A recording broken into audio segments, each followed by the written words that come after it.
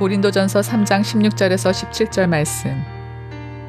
너희는 너희가 하나님의 성전인 것과 하나님의 성령이 너희 안에 계시는 것을 알지 못하느냐. 누구든지 하나님의 성전을 더럽히면 하나님이 그 사람을 멸하시리라. 하나님의 성전은 거룩하니 너희도 그러하니라.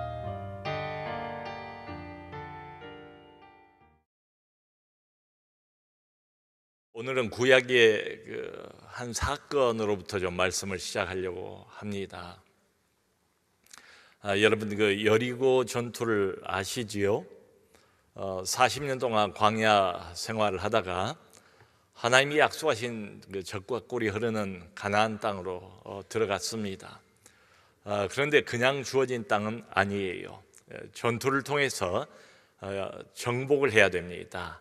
그 첫 번째 전투가 바로 그 유명한 여리고성의 전투였습니다. 그냥 거저 받은 거나 마찬가지죠. 거저 승리한 거나 마찬가지죠. 아주 희한한 방식으로 하나님께서, 그러니까 칼과 창과 무기를 사용을 해서 전투를 한 것이 아니고 하나님의 역사로, 하나님의 은혜와 능력으로 이 전투, 앞으로 계속 이어질 가나안 정복 전쟁이 이어질 것을 상징적으로 보여주신 그런 전투였습니다. 매일 하루에 한 번씩 여리고성 주변을 돌고, 그리고 마지막 날에는 7바퀴를 돌고 다 같이 소리를 지르면 여리고성이 무너지리라. 정말 말도 안 되고 이해하기가 힘든 하나님의 명령이지만, 그래서 이제 순종하는 게 중요한 것 같아요. 하나님의 말씀을 우리의 머리로는 이해가 안 가도 하나님이 하신 말씀인 줄로 믿고 그대로 순종을 했습니다. 그대로 이루어졌고 여리고성은 정복이 됐습니다. 그런데 하나님께서 그 정복 전쟁의 승리를 장담을 하시면서 이건 마치 첫 번째 낳은 아들을 내 것인 것과 마찬가지로 첫 번째 전투에서 얻은 모든 전리품들, 이것은 손대지 마라, 다 하나님의 것으로 생각을 하고 하나님께 바치라, 이런 명령을 미리 주셨어요. 근데 그 중에 한 사람, 아간이라는 사람이 물질을 보니까 이게 이제 탐욕이 생긴 거지요. 그래서 아주 고급 외투 한 벌하고 금과 은을 남몰래 이렇게 숨겨서 자기 집 장막 땅속에다 묻어놨어요. 근데 다음번에 아이성 전투에 가서 아주 대패를 합니다. 이스라엘 백성들이 울면서 그 원인을 물어보니까 하나님께서 그 원인을 가르쳐 주세요. 그래서 이제 추적해 나갑니다. 과연 누가 이런 악한 일을 벌였는가? 그래서 유다 지파가 뽑히고 누가 뽑히고 점점 이제 이 간격을 좁혀가는 거죠. 결국 이제 아간이 걸려들게 되었어요. 그래서 참 불행하게도 아간은 그 일로 인해서 혼자만 멸망을 한 것이 아니었습니다. 아간은 모든 아들, 딸들, 종들, 모든 가축들 다 함께 이스라엘 백성들이 모두 돌을 던져서 돌 무덤을 쌓지 않습니까? 그래서 그 이름을 아골 골짜기다, 환란의 골짜기다, 이런 이름까지도 지어줘요. 참 아간이 범죄해서 본인 혼자만 심판을 받는 것이 아니라 가족들 전체가 다 심판을 받는 모습을 볼 수가 있습니다. 여러분, 이거하고 비슷한 사건 하나가 또 신약에도 나와요. 이게 뭔가 하면 아나니아와 삽비라 사건입니다. 초대교회가 얼마나 성령 충만했습니까? 그야말로 최초의 부흥의 시기라고 볼 수가 있지요. 하나님의 성령이 이 땅을 본격적으로 찾아오시고 하나님의 성령이 교회 위에 날이면 날마다 기름 붓는 것처럼 물 붓는 것처럼 부어지니까 그 성령의 능력에 취해서 희한한 현상이 초대교회 안에 일어납니다. 서로가 내 물건 네 물건이 없어요. 그야말로 말 그대로 진짜 공동체 생활을 시작을 하는 겁니다. 그래서 많은 사람들이 자기 재산을 다 사도들 앞에 갖다가 바치고, 그리고 그것을 가지고 서로 공평하게 필요한 만큼 나눴으니까 거기 그런 말이 나와요. 뭐 과한 사람도 없고 부족한 사람도 없고 모두가 즐거워하고 만족하면서 그 공동체의 생활을 만끽하는 그런 장면이 나옵니다. 그야말로 지상천국을 이룬 거예요. 그런데 아나니아와 삽비라라는 이제 부부입니다. 이 부부도 하나의 뭐랄까 영적인 유행이었던 것 같아요. 교회 안에서 너도 나도 그렇게 해서 바치니까 말이죠. 이게 사람들이 그 사람을 보면서 정말 칭송도 하고 믿음 좋다는 이야기도 하고 그러지 않겠어요?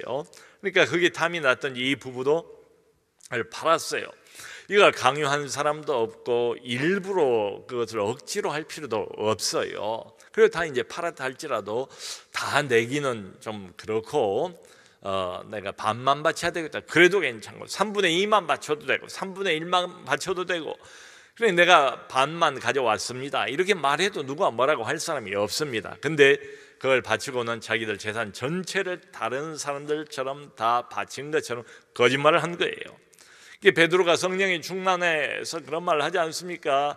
아나니야, 네가 판 값이 이게 과연 전부이더냐? 예, 전부입니다. 어찌하여 네가 사탄이 충만하여서 하나님의 성령을 속이고 거짓말을 하는가? 그 말을 듣는 즉시 아나니아의 혼이 떠났다. 베드로 앞에서 그냥 아나니아가 즉사를 한 거예요.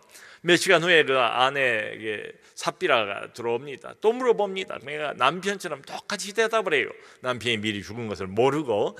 그러자 그 여자도 그냥 그 베드로 앞에서 회중들이 보는 앞에서 즉시로 죽어 넘어집니다. 혼이 떠납니다. 인생의 끝장이 나버리는 거예요. 참 끔찍하고 좀 무서운 사건입니다. 자, 그런데 여러분 이 두 사건의 공통점이 있어요. 그 말씀을 좀 우리가 오늘 밤에 생각해 보려고 합니다. 뭔가 하면 공동체, 그들이 속해 있던 공동체, 말하자면 교회죠. 구약교회, 신약교회, 교회 공동체, 신앙 공동체와 매우 밀접한 관련이 있는 사건이에요. 성도 여러분, 우리가 개인적으로 그것을 잘 못 느낄 수도 있습니다. 또 느껴도 좀 약하게 느낄 수도 있어요. 그런데 이것은 사실입니다. 뭔가 하면 신앙 공동체, 소위 영적인 공동체는 다 보이지 않는 줄로 묶여 있는 것처럼 연결이 되어 있어요. 그러니까 원튼 원치 않든 우리 모두는 다 서로 영향을 주고받는 사람들이에요. 그게 영적인 공동체, 교회 공동체, 신앙 공동체 아주 중요한 특징이에요. 좋은 영향이든 나쁜 영향이든 교회 공동체, 신앙 공동체는 저 사람하고 내가 잘 모르는데 그래도 상관없어요. 우리가 같이 이 밤에도 모이지 않았습니까? 한 자리에 한 장소에 영향을 서로 주고 받는다. 그런데 아까 그 아간 사건이나 또 이 아나니아 삽비라 사건을 보면 또 하나 우리가 주목해야 될 게 뭔가 하면 이게 언제 일어나는가? 이 사건이 뭔가 하나님의 신앙 공동체가 새로운 출발을 하려고 할 때 그 사건이 일어납니다. 그러니까 여리고 전투는 뭡니까? 이제 40년의 광야 생활을 끝나고 하나님이 약속하신 젖과 꿀이 흐르는 땅 안으로 자유와 해방을 외치면서 이제 들어가는 것 아닙니까? 본격적으로 가나안 생활을 시작하는 그 순간입니다. 정복 전쟁을 본격적으로 시작하는 새로운 제2의 출발이라고 해도 좋아요. 출발하는 그 시점에 그 사건이 일어나요. 아나니아 삽비라 사건도 마찬가지죠. 이 땅에 성령이 내려오시고 드디어 하나님의 약속하신 교회가 지상 교회가 처음으로 탄생하지 않습니까? 교회가 성령 충만하고 초대교회가 막 출발하던 그 시점이에요. 그때에 아나니아와 삽비라 사건이 일어나요. 여러분, 이런 때야말로 과거를 이제 잊어버리고 새롭게 하나님의 공동체가 탄생을 하고 새롭게 출발을 하는 이런 시점이니까 뭐가 필요하겠습니까? 그야말로 하나님을 향한 믿음은 구약이나 신약이나 똑같아요. 그런데 정말로 순수한 믿음, 순수한 마음, 이게 필요한 때지요. 그리고 마음이 하나로 합쳐져야 할 때 아니겠습니까? 아간 때나 그리고 아나니아 삽비라 때나 여기에 흠이 가버린 거예요.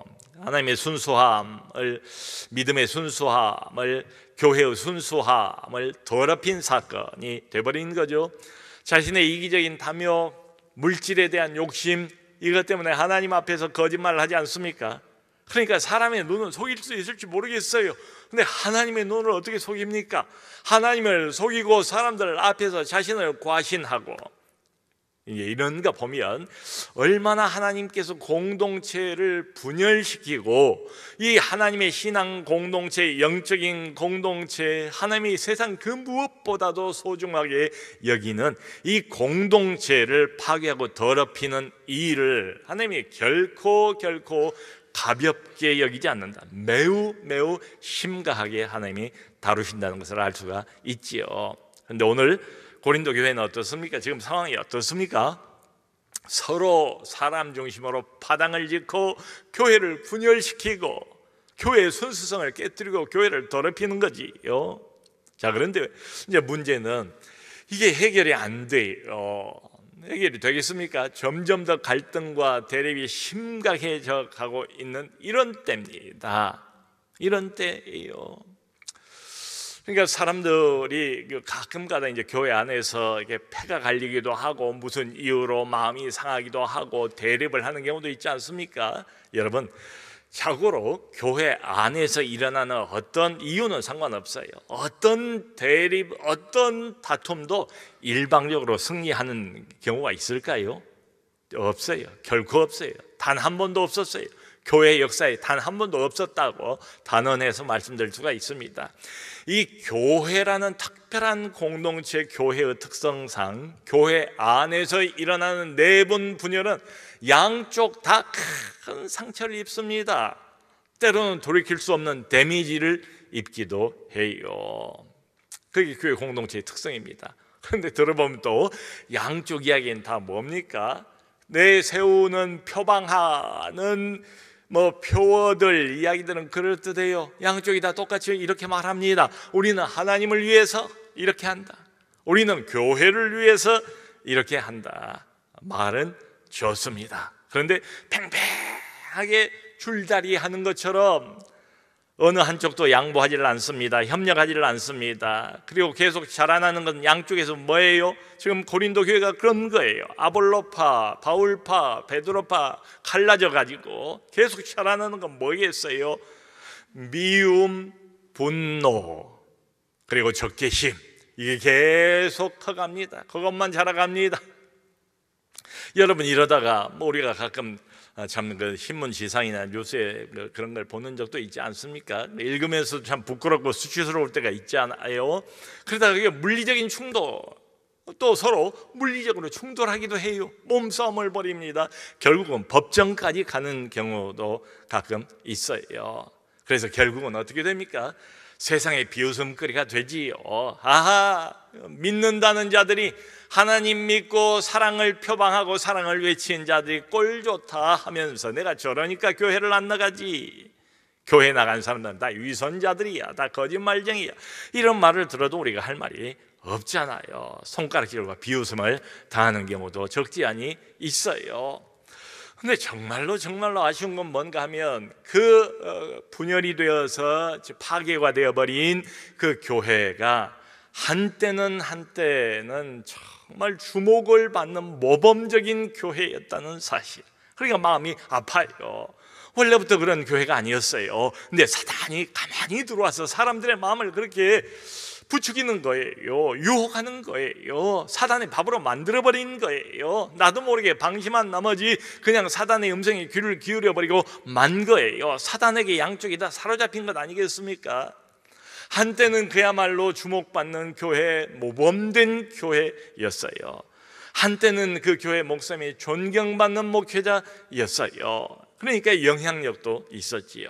여러분, 영향력이 크고 세상의 주목을 받고 다른 교회들의 주목을 받았던 그만큼 교회가 이렇게 돼버리니까 그만큼 파괴력도 큰 거지요. 좋지 않은 영향력도 얼마나 크겠습니까? 이런 겁니다. 성도 여러분, 우리가 신앙생활을 하면서 아직 천국이 아니지 않습니까? 여기가 온갖 유혹이 있고 시험이 있고 그리고 함정이 있고 아직도 세상은 온통 어둠이고 죄로 가득 덮여 있고 우리가 살아가고 있는 이 땅에 이 광야 환경이라고 말하지 않아요? 얼마나 참 신앙생활 제대로 하기가 쉽지 않은 환경입니까? 그러니까 저희가 신앙생활을 해가면서 개인적인 문제를 만나는 때도 많고요, 또 교회 안에 교회적인 문제를 만나는 때도 적지가 않아요. 뭐 인생살이가 문제의 연속이라는 말도 있는 것처럼 말이죠. 자, 그런데 우리는 신자고 믿는 사람들이고 하나님의 특별 관리를 받고 있는 영적인 공동체가 교회 아닙니까? 근데 어떤 문제가 생겼을 때 그 문제를 접근하는 방식이 중요해요. 접근하는 방식이 인간적인 접근, 세상적인 접근, 교회 바깥에 세상 사람들이 일반적으로 하는 그런 일반적인 접근 가지고는 절대로 해결이 안 돼요. 오히려 그런 접근으로 문제에 다가가면 오히려 문제가 꼬이는 경우도 많고요, 문제가 더 공전이 되고 해결은 안 되고 더 악순환만 반복이 되는 경우도 적지가 않아요. 그러니까 이 문제들이 없을 수는 없는데 그 문제가 생겼을 때 내가 어떻게 접근을 할 것인가, 그 접근하는 방식과 태도가 대단히 중요합니다. 세상적인 방식으로 접근을 하면 백전백패예요. 하나님의 방식으로, 믿음의 방식으로, 성경의 방식으로, 말하자면 영적인 방식으로 접근을 해야 됩니다. 그래야 문제가 풀려요. 그래서 우리가 첫 번째로 생각해야 되는 하나님의 이 문제에 접근하는 방식이 뭔가가 오늘 우리가 아까 읽었던 16절이에요. 이걸 먼저 기억해야 돼요. 너희가 하나님의 성전인 것과 하나님의 성령께서 너희 안에 계신 것을 알지 못하느냐. 이 의문문은 정말로 저들이 모르기 때문에 뭔가 아주 새로운 진리를 가르쳐 주려고 하는 것이 아니라 이미 너희들이 알고 있지 않느냐, 어찌 그것을 잊어버리고 있느냐, 가장 중요한 그 진리를 너희가 이미 받지 않았느냐, 알지 않았느냐, 내가 가르치지 않았느냐. 근데 왜 지금 잊어버리고 이렇게 싸우는 것이냐, 분열하는 것이냐. 하나님의 성령이 너희 안에 계신 것과 너희가 하나님의 성전인 것을 알지 못하느냐. 이것은 일종의 책망성의 질문이에요. 안 그렇습니까? 자, 여러분, 지금 바울이 너희가 하나님의 성전이다, 그리고 하나님의 성령께서 너희 안에 계신다, 이 말씀을 할 때 성령께서 우리 안에 계신다, 그러므로 우리가 하나님의 성전이다. 지금 중요한 신약의 진리입니다. 그 진리 한 가지를 지금 꺼내놓고 이 문제를 해결해 가는 거예요. 여러분, 하나님의 성령께서, 성부, 성자, 성령 제3위 말입니다. 성령도 하나님이세요. 성자도 하나님이세요. 성부도 하나님이세요. 그러니까 세 하나님이 있는데 one unity예요. 이걸 절대로 우리 인간의 이 삼위일체 사상을 이해를 못해요. 그러니까 너무 이해하려고 골머리를 쓰지 마시기 바랍니다. 그냥 이것은 성경에 나와 있는 진리를 받아들이는 수밖에 없습니다. 저는 가끔 그런 생각이 들어요. 아무리 우리가 많이 배우고 성경을 많이 공부하고 깊이를 더하고 그래도 이 삼위일체를 완벽히 이해하지는 못해요. 하나님이 아닌 이상 어떻게 인간이 삼위, 다른 쓰리 퍼스널리티예요. 다른 인격인데 이게 원 유니티가 되는가? 이 땅에서는 이런저런 비유를 들어봐도 여기 아주 완벽하게 부합하는 그런 비유는 없어요. 그러니까 하면은 우리가 받아들일 뿐입니다. 근데 제3위이신 성령께서 너희 안에 계신다. 이것을 우리는 흔히 이제 부르기를, 이게 이제 호칭, 명칭을 붙이기를 성령의 내주다, 이렇게 불러요. 안에 계신다, 내주다. 성령께서 마치 내 안에 집을 지었다고 생각을 하세요. 성령이 내 안에 집을 하나 딱 지어 놓고 그 안에 들어오셔서 성령께서 지금 거주하고 계시다. 그러니까 나는 혼자 사는 사람이 아니에요. 단독주택이 아니란 말이에요. 신자라면, 진정한 신자라면 누구도 혼자 사는 사람은 없어요. 항상 동거인이 있습니다. 그 누군가 하면 바로 성령 하나님, 내 안에 사시는 동거인이세요. 이게 성령의 내주입니다.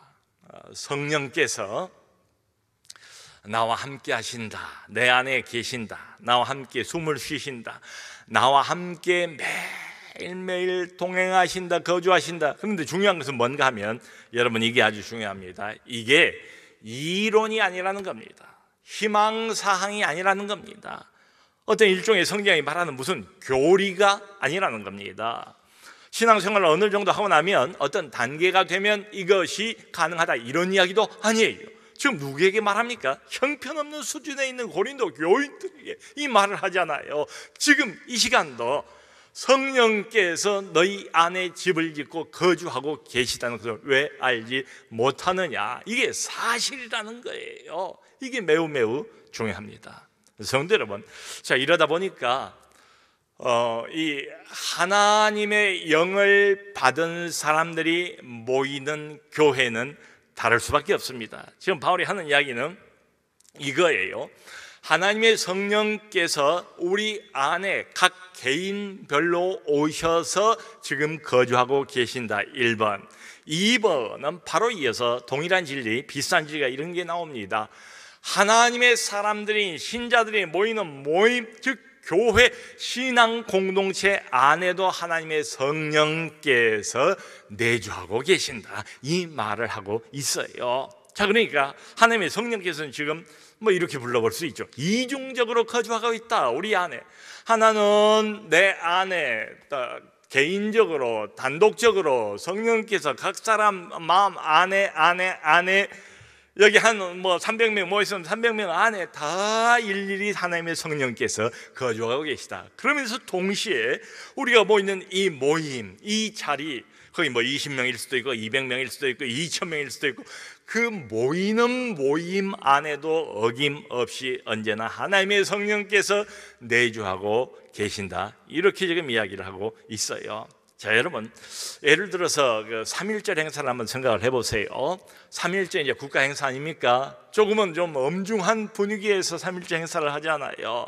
근데 이렇게 보면 언젠가 제가 보니까 TV에 그 3.1절 행사에 참석한 사람들, 그러니까 나이 많으신 머리가 희끗희끗 하얘지신 분들도 한복을 입고 참석을 하셔서 엄숙한 이런 표정으로, 근데 보니까 다 어린아이도 그 노인네도 다 손에 작은 태극기 하나를 개인적으로 다 가지고 있어요.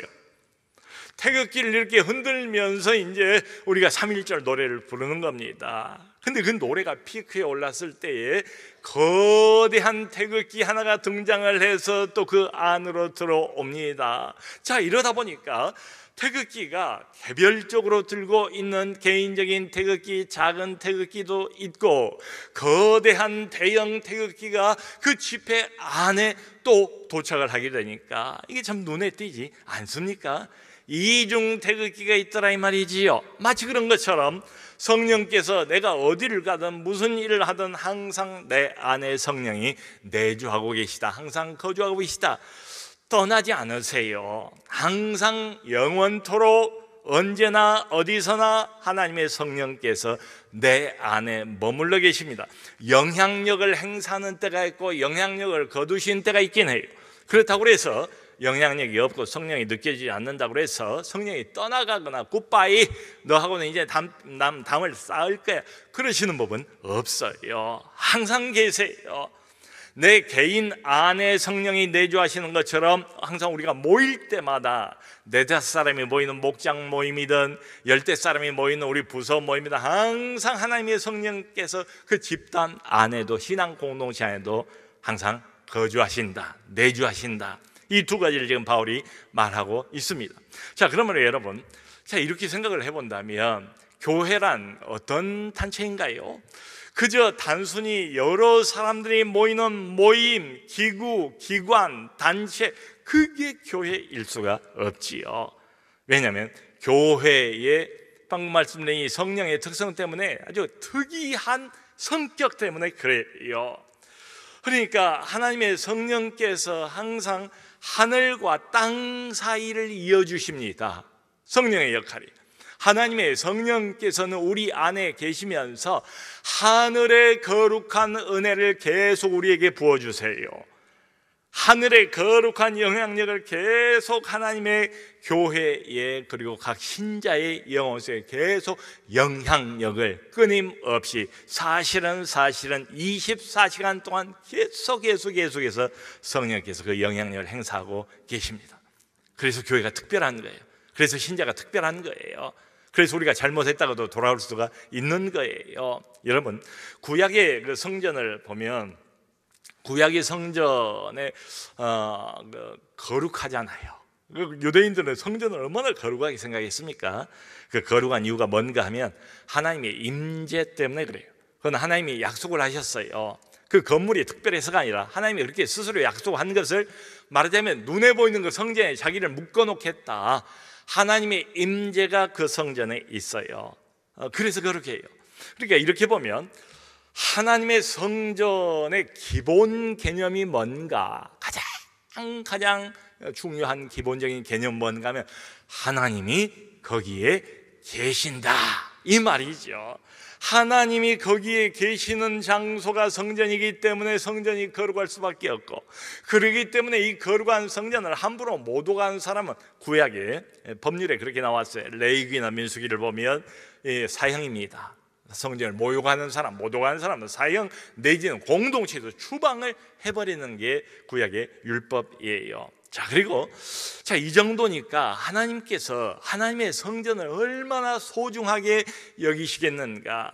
그러니까 구약을 보면 하나님께서 하나님의 성전하고 관련된 모든 내용들은 아주 자세하게 샅샅이 다 율법으로 규정을 해놨어요. 인간이 함부로 성전을 대하지 않도록, 함부로 성전에 이런 것 저런 것을 다루지 않도록, 그 정도로 하나님께서 아주 엄격한 법률로서 성전에 관한 모든 내용은 하나님이 다 컨트롤 하세요. 예를 들어보면 여러분 구약의 그 유명한 나답과 아비후가 나오지 않습니까?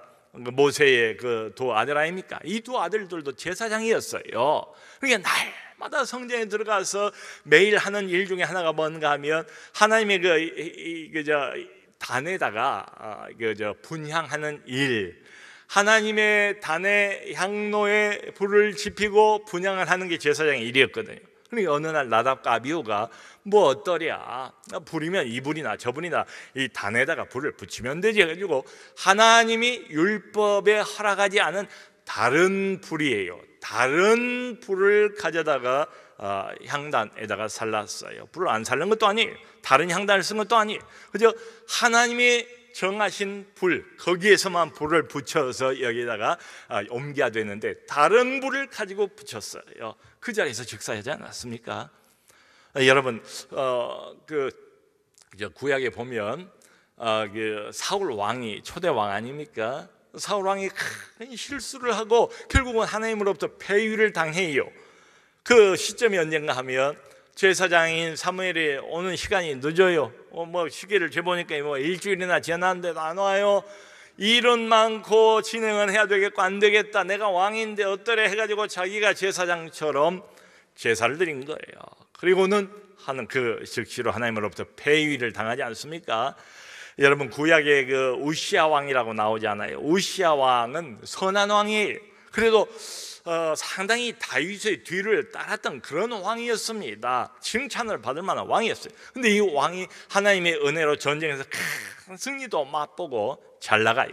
그러니까 이 왕이 교만해졌어요. 이게 문제예요. 잘 나갈 때 교만해져가지고는 자기가 마치 제사장이나 되는 것처럼 제사장이 해야 할 제사를 자기가 드리다가 하나님의 심판을 즉시로 받아 문둥이가 되지 않습니까? 문둥병이 발해서 평생을 그 나머지 세월을 왕은 왕인데 별궁에서 혼자 살면서 다스리는 장면이 나와요. 이게 다 무엇을 말하겠습니까? 하나님께서 하나님의 성전하고 관련된 일에 관해서는, 즉 다시 말하면 하나님의 임재하고 관련된 일에 관해서는, 즉 다시 말하면 매우 하나님께서 거룩한 하나님의 영광을 나타내는 본격적인 장소, 대표적인 장소가 성전이니까 이것과 관해서는 홀이라도 인간이 끼어들지 못하도록, 그러니까 모든 것을 성전하고 관련해서 하나님의 컨트롤로 해요. 아주 엄격하게 우리는 그대로 말씀을 지킬 수밖에 없다, 이 말이지요. 자, 여러분, 이 성전을 이렇게 소중하게 여기시고 엄격하게 다루신 그 하나님을 생각하시고 그걸 그대로 바울은 신약의 교회, 신약의 성전으로 끌고 온 거예요. 신약의 성전은 어디 있습니까? 눈에 보이는 건물은 성전이 아니에요. 더 이상 하나님이 계시는 그 장소가 성전이 되잖아요. 그래서 바울이 지금 너희가 하나님의 성전인 것을 알지 못하느냐? 왜요?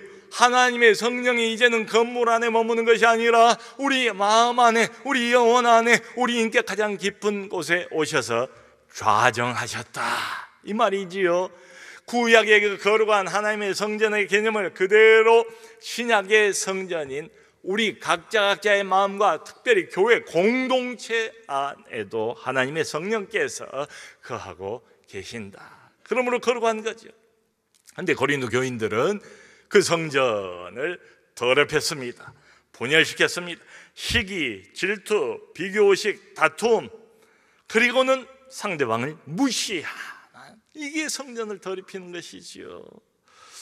그러니까 이 사람들은 지금 하나 되기 위해서 힘쓰라고 그랬는데 하나 되려고 애를 쓰는 것보다는 그 반대로 나가고 있잖아요.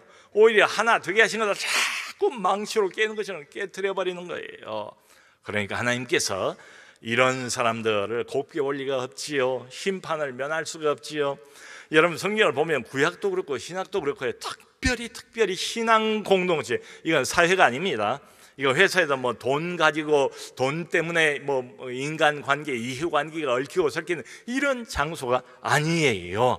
신앙 공동체, 영적 공동체 안에서 교회를 분열시키는 그 죄를 매우 제가 말로 표현할 수 없을 정도로 매우 심각하게, 그러니까 보셨잖아요. 아나니아와 삽바라 악한 사건이 그걸 상징적으로 보여주는 것 아니겠습니까?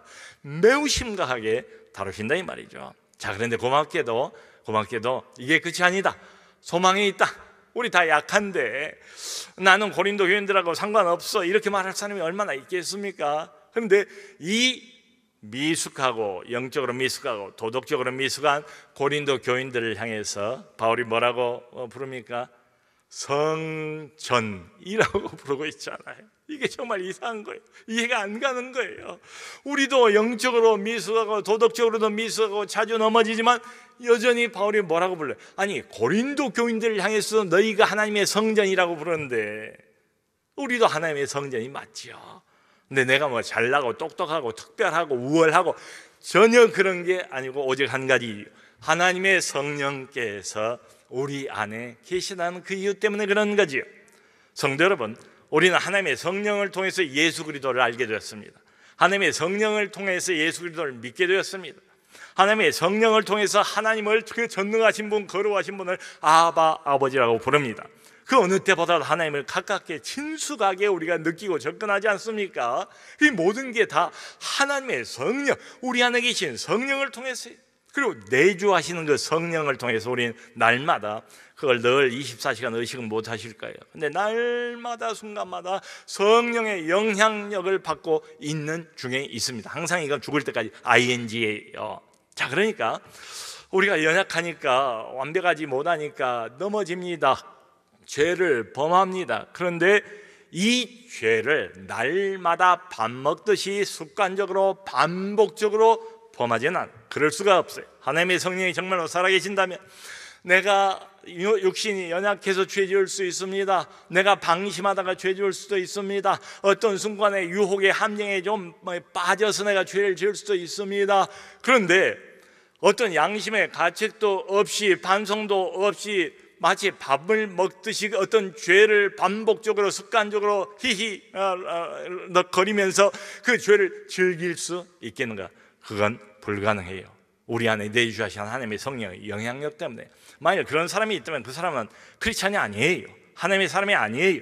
거듭난 사람이 아니고 생명 있는 사람이 아니에요. 양심에 화인 맞은 자예요. 성령이 없는 사람이에요. 생명이 없는 사람이니까 그런 거지요. 우리는 죄를 짓지만 안에 계시는 성령의 영향으로 인해서 금방 회개합니다. 잘못한 걸 우리가 알아요. 누가 말하기 전에 우리가 죄를 돌이킵니다. 성령으로 인해서 말이지요. 자, 그러면 우리는 이렇게 본다면 잘못하는 것도 많지만 날마다 성령, 우리 안에 내주하고 계시는 성령 우리 내에서 하나님과의 관계를 날이면 날마다 새롭게 재정립을 한다, 이 말씀이지요. 이게 우리 신자의 특권입니다. 우리 신자의 영광이기도 해요. 어제 잘못한 거 잘못했지요. 어떻게 합니까? 엎질러진 물인데 예수의 보혈로 깨끗이 씻음 받고 회개하고 다시 성령을 통해서 하나님과 관계를 재정립하고 오늘 새로 출발을 하는 겁니다. 여러분, 성경에 계속 그래서 우리를 향해서 뭐라고 부릅니까? 이 고린도 교인들을 뭐라고 불러요? 성도란 말이 뭐예요? 이게 거룩한 자 아닙니까? 세인트 아닙니까? 우리가 무슨 성자입니까? 우리가 무슨 성도라고 부를 수 있습니까? 이 단어에 걸맞지 않은 때가 많잖아요. 그럼에도 불구하고 바울은 신약 성경은 끊임없이 우리 보고 너는 성도야, 너는 거룩한 자. 왜요? 이유는 하나밖에 없어요. 지금 너의 수준 때문이 아니고 네 안에는 거룩한 하나님의 성령께서 거주하고 계시다, 내주하고 계시다. 사랑하는 성도 여러분, 우리 안에 영원토록 지금도 내주하고 계신 이 성령이 우리 영혼의 주인이세요. 이분이 우리 인생을 앞장서 끌어가시는 안내자세요. 그러므로 우리 안에 지금 우리를 돕기 위해서 우리와 함께 계시는, 내주하고 나와 함께 동행하고 있는 이 동거인인 성령, 그 성령을 자꾸 기억하세요. 알지 못하느냐, 이 말의 이면에는 알아야 된다, 반드시 알아야 된다. 너의 안에 있는 성령을 기억해라, 알고 그를 구해라, 그의 능력을 구해라. 여러분, 신앙생활이라는 것은 우리의 노력이나 결심만 가지고는 절대로 못해요. 불가능합니다. 다른 능력이 있어요. 내 열심과 노력 말고, 이 땅에 있는 어떤 그 수단 방법 말고, 하늘로부터 오는 능력, 위로부터 오는 능력, 내 안에 이미 내주하고 거주하고 계신 성령을 구하시기 바랍니다. 성령과 친밀해지시기를 바랍니다. 성령께 기도하시기를 바랍니다. 성령과 대화하시기를 바랍니다. 그래서 알지 못하느냐, 성령이 나와 함께 계시다는 것을 기억하시고 너무 실망하지 마시고 너무 자책감에 빠지지도 마시고 회개하고 다시 빠져나와서 내 안에 내주하신 성령과 밀접한 교제를 나누면서 늘 거룩에 힘쓰는 우리 모두가 될 수 있기를 주님의 이름으로 축원합니다.